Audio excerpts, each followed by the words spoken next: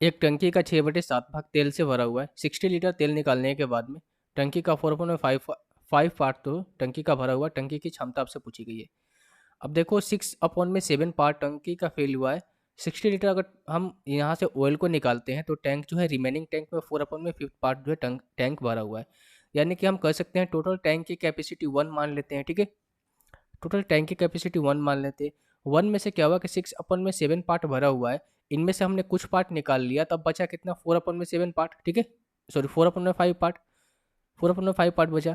अब इस 4/5 पार्ट को कितना निकाला, देखो इनमें से हम 6/5 में से कुछ हमने निकाला होगा ना, कुछ यहाँ से हमने निकाला होगा, तो वैल्यू आई हुई कितनी 60 लीटर।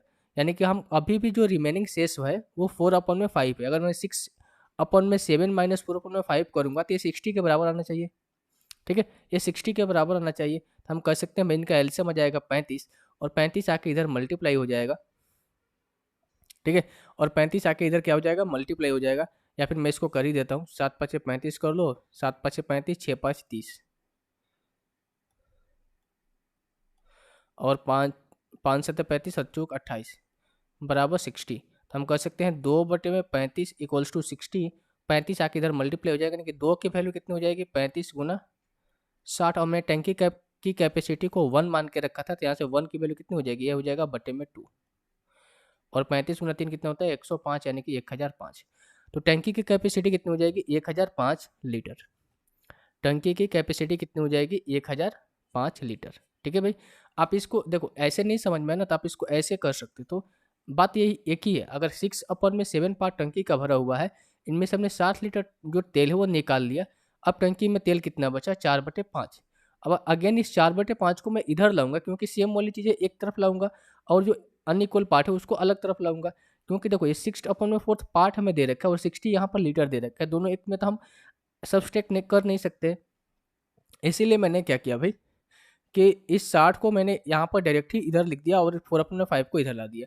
आप यहाँ से भी कर सकते थे, 4/5 को इधर लाओगे और 60 को इधर लाओगे तो ये हो जाएगा भाई प्लस में, हो जाएगा भाई माइनस में, ठीक है। तो 2 की वैल्यू अगेन यहाँ पर आएगी इतनी, और 1 की वैल्यू निकालोगे 1050 आ जाएगी।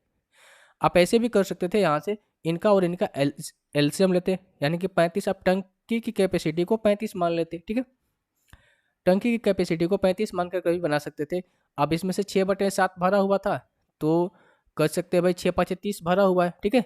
30 भरा हुआ है। अब 30 भरा हुआ था, इसमें से हमने 60 निकाल लिया, बचा कितना 4/5।